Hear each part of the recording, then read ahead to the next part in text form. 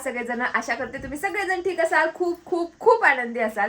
तर गुरुचरित्राचं पारायण मी सुरू केलंय हे तर तुम्हाला आता माहितीच झालं असेल. का सुरू केलंय, कशासाठी करतेय, कसं कसं करतेय, सगळ्या काही गोष्टी या व्हिडिओमध्ये मी तुमच्यासोबत शेअर करणार आहे. आत्ता वाजलेत 8:30. तसं 5 मिनिट पुढे येते घड्याळ. आता अभिचं आवरायचं. अभि शाळेत गेला की मी थोडीशी निवांत होईल. स्वयंपाक वगैरे ह्या गोष्टी झाल्यात माझ्या आणि त्यानंतर मी पारायणासाठी बसणार आहे. इकडे बघितलं, अभिने एवढा सगळा पसारा करून ठेवलाय पण आता आवरायला वेळ नाहीये. कसं करते शाळेत शिकवतो. 9 वाजता त्याची बस येते, त्याच्यामुळे आता त्याचं आवरायला सुरू करावं लागतं सकाळपासून. तर बाकीचं त्याचं आमच्या ह्यांनीच बघतात सगळं.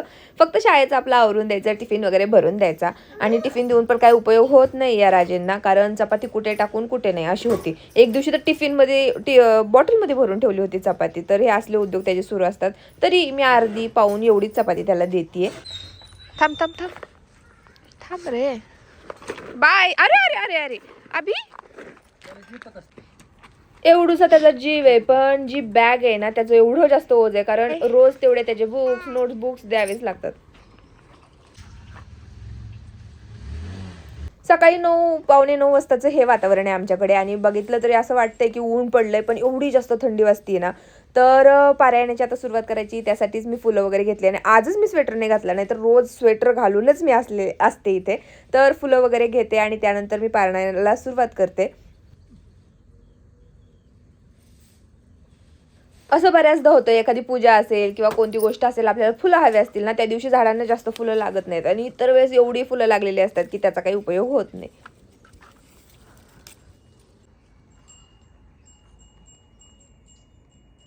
आमच्या शेतात लागण सुरू आहे, त्यामुळे स्वयंपाक वगैरे करून घेतला आणि त्यानंतर आत्यासुद्धा शेतात निघून गेल्या. आता मी बसणारे पारायणासाठी.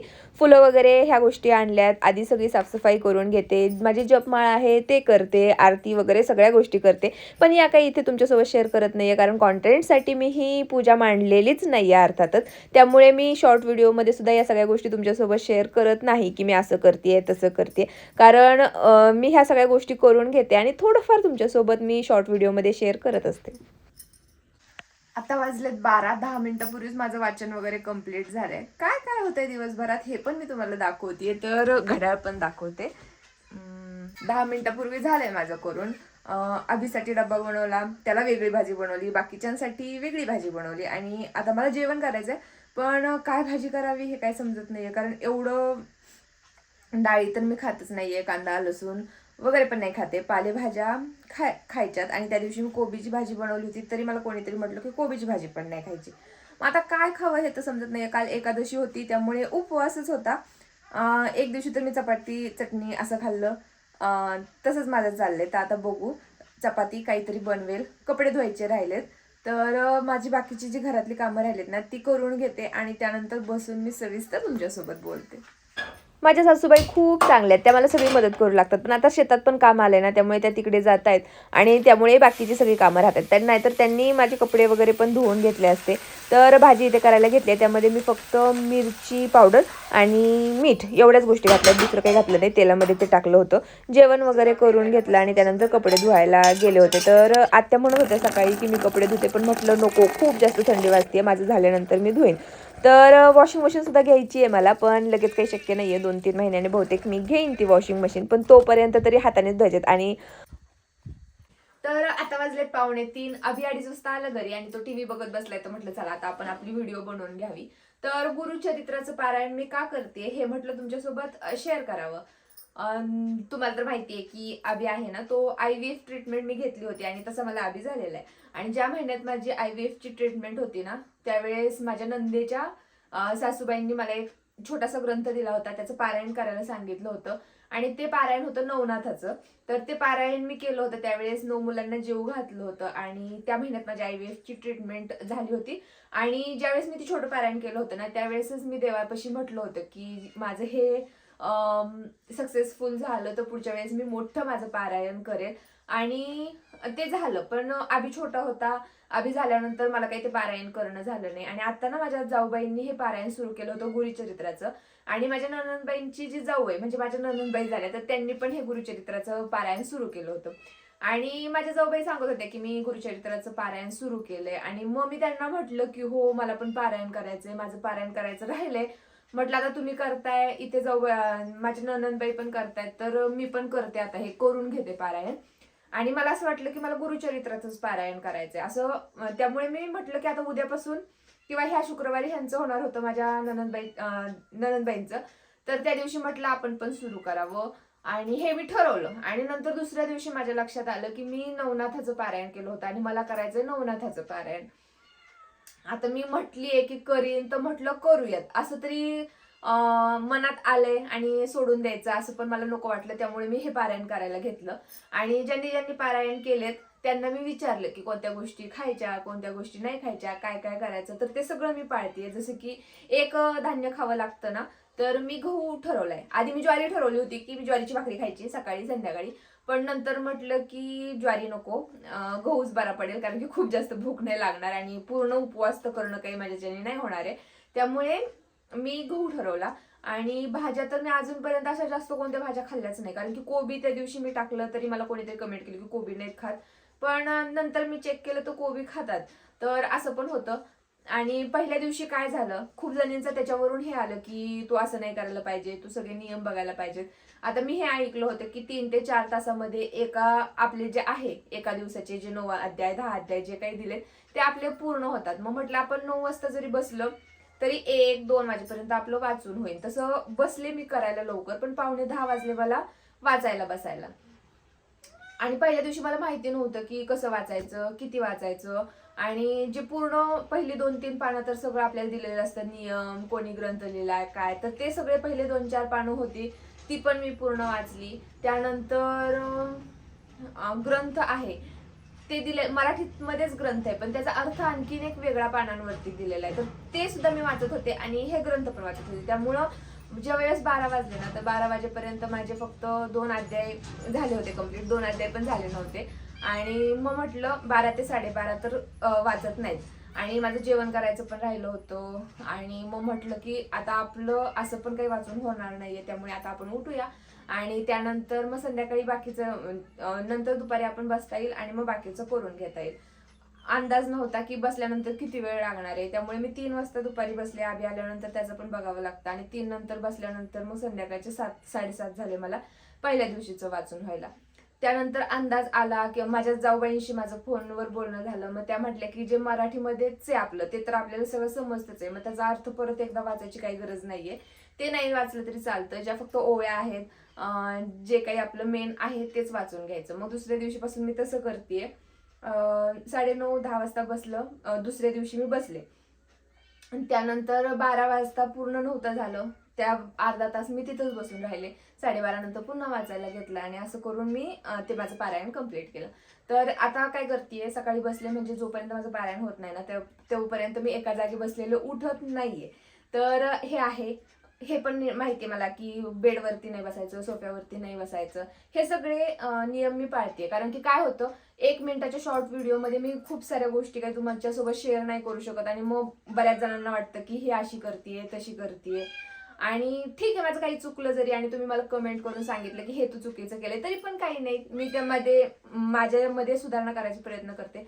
पण काही जणांचं असं म्हणणं आहे की तू कॉन्टेंटसाठी करते, तर कॉन्टेंटसाठी मी ह्या गोष्टी नाही करते. तसं आपल्याला दाखवण्यासाठी खूप साऱ्या गोष्टी आहेत माझ्याकडे, मी खूप वेगवेगळ्या गोष्टी करू शकते, तुमच्यासोबत शेअर करू शकते, हे मी त्यासाठी केलेलं नाहीये. आणि त्यामध्ये माझा बराचसा वेळ जातोय आणि मी दररोज काय करते, दररोजची व्हिडिओ मी तुमच्यासोबत शेअर करते, तर त्यानुसार मी हे सुद्धा तुमच्यासोबत शेअर केलं. तर असं आहे आणि ह्यासाठी मी पारायण सुरू केलंय. तर आज ठीक आहे, ह्या सगळ्या गोष्टी होत्या.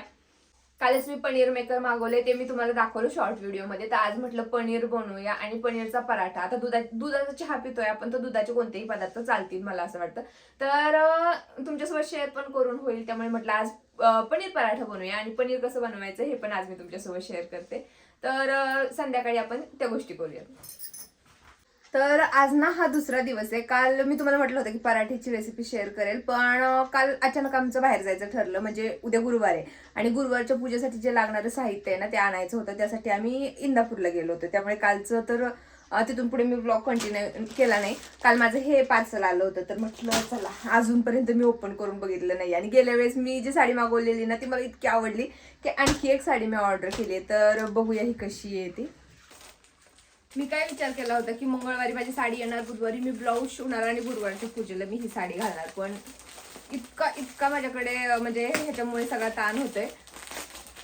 सकाळी मी पोथी वाचते, माझं दुपारनंतर बाकीची जी राहिलेली कामं आहेत ती, आणि मग होतच नाही आहे मला करणं. तर काल साडी आली, अजूनपर्यंत ओपन नाही करून बघितली. तर खादीचं जसं कापड असतं ना त्या पद्धतीची ही साडी आहे. आणि काल ना मी यावरती अस्तर पण आणायला पाहिजे होतं, पण माझं अस्तर पण आणायचं लक्षात नाही. फोटोत मला खरंच खूप आवडलेली, आणि फोटोत जशी आवडली ना तशी ॲक्च्युली साडी पण खरंच खूप छान आहे. आणि हाईटला तर माझी हाईट तशी पण कमी आहे, ही साडी हाईटला खूप उंच आहे. ब्लाऊज बघू, असं पण नसणारच आहे माझ्याकडे ह्याचा अस्तर. आणि ना पांढऱ्या कलरची साडी माझ्याकडे नव्हतीच, त्यामुळे म्हटलं एक पाहिजे, कारण की आपल्याला महादेवाचं वगैरे काहीतरी करायचं असेल ना तर त्यावेळेस पण घालतात पांढरी साडी. आणि ब्लाऊज पीस पण छान आहे बरं का साडीवरचा, मस्त. तर आता कधी शिवणं होईल माहिती नाही, आज उद्या तर पॉसिबल नाहीये, त्यामुळे नंतर कधीतरी घालेला. तर ही साडी अशीच ठेवून द्यावी लागेल. तर संध्याकाळी पनीर करेल. आज माझा पारायणाचा 5वा दिवस आहे, उद्या 6वा, आणि परवा दिवशी उद्यापन आहे. तिखट करायचंय. म्हणतात की या महिन्यात तिखट करतात, नाही तर पौष महिन्यामध्ये तिखट बनवत नाहीत. तर सामान तर मी सगळं आणलंय, आणि उद्या बहुतेक मी वाचायला बसल्यानंतर जर आत्यांनी करायला घेतलं तर मग मला ते तुमच्यासोबत नाही शेअर करता येणार, कारण तिथून पुढे करणं तर होणार नाही, कारण की कुठून पण ते उद्याच आणावं लागेल. तर काय होतंय कसं होतंय करते तुमच्यासोबत शेअर. साडी घालून ना मला जास्त काम होत नाही, त्यामुळे आता ड्रेस घालून घेतला. एवढं दूध होतं पातेल्यात, पण म्हटलं कमी करूयात, याचं खूपच जास्त पनीर होईल. तर दूध गरम करण्यासाठी इथे गॅसवर ठेवतेय.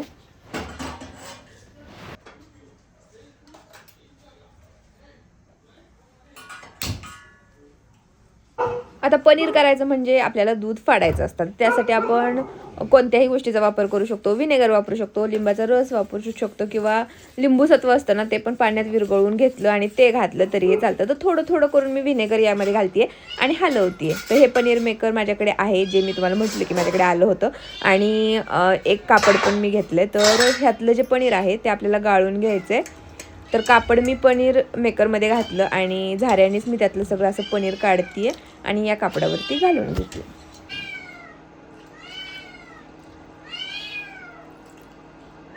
एकदा हे बाजूला केलं ना तर आणखी एकदा पाणी घालून त्याला धुवून घ्यायचं, म्हणजे आपण जी कोणती गोष्ट फोडण्यासाठी त्यात घातली आहे ना त्याचा वास येत नाही. तर त्यामुळे हे धुवून घेतलं, जे एक्स्ट्राचं पाणी आहे ते पिळून घेते आणि पुन्हा आपण याला पनीर मेकरमध्ये ठेवायचं आणि काहीतरी जड वस्तू त्यावरती ठेवायची, म्हणजे आपलं पनीर व्यवस्थित सेट होईल, त्याला चांगला आकार येईल. मी पण यामध्ये पहिल्यांदाच करते, तर बघूया आपण कसं होतंय ते.